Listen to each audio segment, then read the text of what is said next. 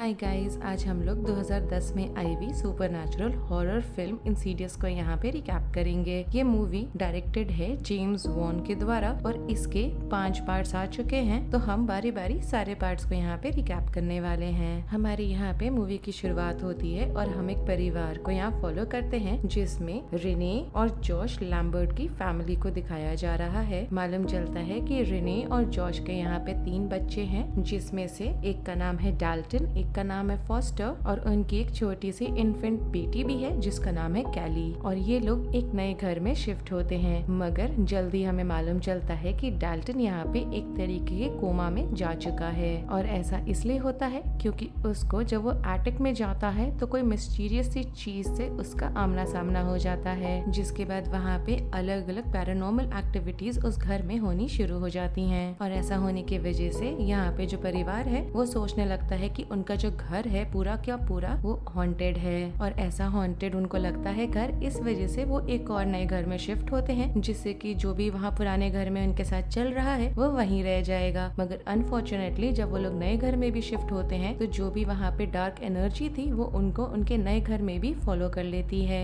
नए घर में जब रेने यहाँ पे अपने सामान को सब सेट कर रही होती है तो उसका एनकाउंटर भी हो जाता है। इंटरेक्शन बेसिकली होता है एक एपरेशन के साथ, एक बच्चे के जो बहुत ही पुराने जमाने के कपड़े पहना हुआ होता है। इस सब के होने के बाद रेने यहाँ पे एक प्रीस्ट को अपने घर में बुलाती है और उसको पूरी जो चीजें हो रही हैं वो एक्सप्लेन करने लगती है। साथ ही साथ अपने हस्बैंड जॉश और उसकी जो मदर इन लॉ है लोरेन, उनको भी वो समझाने लगती है सारी चीजें जो हो रही हैं उसके साथ उस घर में। ये सब सुनने के बाद उसकी जो मदर इन लॉ है लोरेन, वो यहाँ इन दोनों को बताती है एक ऐसे नाइटमेयर के बारे में जो उसने एनकाउंटर करा था और वो फेस टू फेस आई थी एक रेड फेस डीमन के। और साथ ही साथ वो ये भी एक्सप्लेन करती है कि जब उसको ये नाइटमेयर आया था और उसने इस डीमन को देखा था तो उसने बेसिकली इस डीमन को एनकाउंटर करा था डाल्टन के रूम में। और यहाँ पे जब लॉरेन ने पूछा था उस डीमन से कि उसको क्या चाहिए, वो वहाँ पे क्यों है, तो उसने रिप्लाई किया था डाल्टन की तरफ पॉइंट करके। और जब लॉरेन ये सारी चीजें समझा रही होती है, बता रही होती है इन लोग को, तो हम देखते हैं कि वही रेड फेस डीमन जो है वो जॉश के पीछे से अपीयर हुआ है, जिसको देख के लॉरेन बहुत ज्यादा डर जाती है।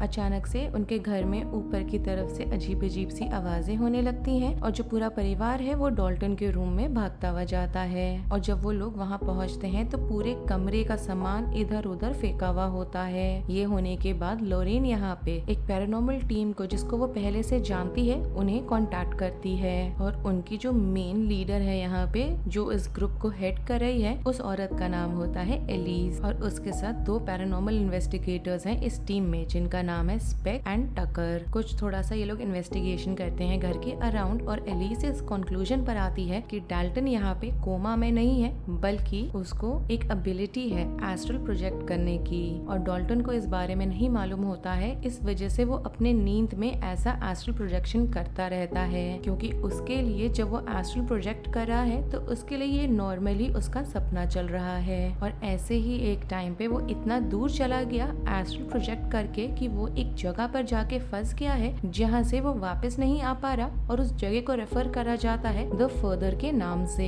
वो आगे ये भी एक्सप्लेन करती है कि जो द फर्दर वाली जगह है वहाँ पे बहुत ही अलग अलग तरीके के स्पिरिट्स इनहैबिटेट कर रहे हैं उस जगह को, जैसे कि जो बहुत ज्यादा टॉर्मेंटेड सोल्स होती हैं वो सब वहाँ पे रहती हैं द फर्दर में। और इसी वजह से उसकी जो बॉडी है वो देख के लग रहा है कि वो कोमा में है, क्योंकि उसका जो खुद का कॉन्शियसनेस है वो द फर्दर में जाके फंस गया है, इसलिए वो वापस उस बॉडी में नहीं आ पा रहा। यहाँ पे जॉश इन बातों पे विश्वास नहीं करता है, क्योंकि उसको लग रहा होता है कि यहाँ पे जैसा उसकी वाइफ फील कर रही है उस चीज के अराउंड ये लोग कहानी बना रहे हैं, जिससे कि इन लोग को वो मैनिपुलेट कर सके और इनको ऐसी ऐसी कहानियां बता रहे हैं उसकी वाइफ के सोच के अराउंड, जिससे कि ये लोग उससे पैसे भी निकाल सके या जो भी उनका इल रीजनिंग होगा इस वजह से। तो जॉश उनको घर से निकाल देता है, मगर जब वो डाल्टन के रूम में जाता है तुरंत बाद ही तो वो ऐसे डाल्टन के हाथों बनाए हुए ड्राइंग्स देखता है, जिसको देख के उसको लगने लगता है कि एलिस यहाँ पे जो चीजें बोल रही थी वो एक्चुअल में सही बोल रही है वो। जिसके बाद वो लोग एलिस की टीम को वापस बुलाते हैं, वो सब आते हैं, सेटअप करते हैं एक सेयांस के लिए। मगर सेयांस के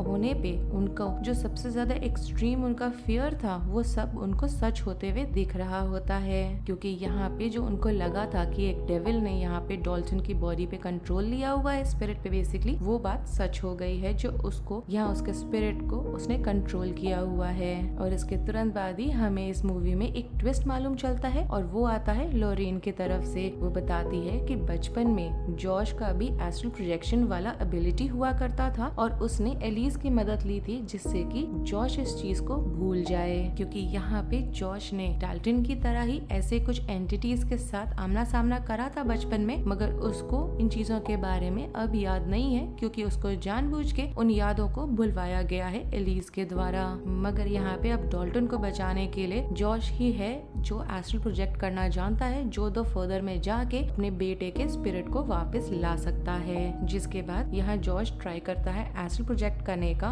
और पीछे से उसको एलिस गाइड कर रही होती है कि उसको कैसे कैसे कहाँ जाना है। और जब वो फर्दर के अंदर जाते रहता है तो उसको बहुत अलग अलग तरीके के एंटिटीज से एनकाउंटर भी होता रहता है। फाइनली उसको डाल्टन मिल जाता है जो रेड डोर के पीछे ट्रैप्ड है और इस चीज के वजह से उसको ढूंढने की वजह से बेसिकली जॉश उस डीमन के लेयर तक पहुंच भी जाता है। अब ये सारी चीजें द फर्दर में जब हो रही होती हैं तो उसके पैरेलल में हम देख पाते हैं कि मूवी में जो घर दिखाया गया है इन लोगों का एक्चुअलिटी में फिजिकल रेल्म में वहाँ पे अलग अलग एंटिटीज जो हैं वो उस घर को अटैक करने लगे हैं। अब हमें द फर्दर का भी साथ साथ दिखाया जा रहा है जहाँ पे रेड डीमन ने डाल्टन पे अटैक कर दिया है और यहाँ जॉश एनकाउंटर करता है एक ऐसे एंटिटी से जिसको हम लोग यहाँ नाम देते हैं द ब्राइड इन ब्लैक। थोड़ा टाइम बीतता है और हम देखते हैं कि जो फिजिकल वर्ल्ड रियल वर्ल्ड है वहाँ पे जॉश और डाल्टन दोनों वापस आ जाते हैं फाइनली। मगर यहाँ पे एलिस को देख के लग रहा है कि वो थोड़ा सा जॉश के बिहेवियर को देख के सस्पिशियस है, क्योंकि उसको वैसा नहीं लग रहा होता जैसा जॉश उसके साथ पहले था, वैसा उसका बिहेवियर अभी नहीं लग रहा है एलिस को। इसलिए वो अचानक से उसका एक पिक्चर कैप्चर करती है। जैसे ही एलिस यहाँ पे जॉश की फोटो लेती है वैसे ही जॉश एलिस पे अटैक करके उसको मार देता है। हम देखते हैं कि रेने वहाँ रूम में आई है और जो फोटो एलिस ने लिया था उसको वो देखती है तो उसको मालूम चलता है कि जॉश की जो फोटो उसने ली है वहाँ पे जॉश द फर्दर से वापस नहीं आया है, उसकी जगह उसकी बॉडी में किसी और एंटिटी ने जगह ले ली है और ये एंटिटी कोई और नहीं द ब्राइड इन ब्लैक है। मालूम चलता ये भी है कि बचपन में जो एंटिटी यहाँ जॉश को हॉन्ट किया करती थी ये वही एंटिटी है जिसने जॉश की बॉडी को अभी पोजेस किया हुआ है। वो अचानक से जब कैमरा में ये सारी चीजें देख के सोच रही होती है तभी हम देखते हैं कि जॉश ने उसके शोल्डर पे अपना हाथ रखा है और मूवी यहीं पे खत्म हो जाती है। अगर आपको ये रिकैप पसंद आया हो then do like the video, subscribe to my channel, share it with your friends and don't forget to follow me on Instagram. Link आपको नीचे डिस्क्रिप्शन बॉक्स में मिल जाएगा। Thanks for watching, bye.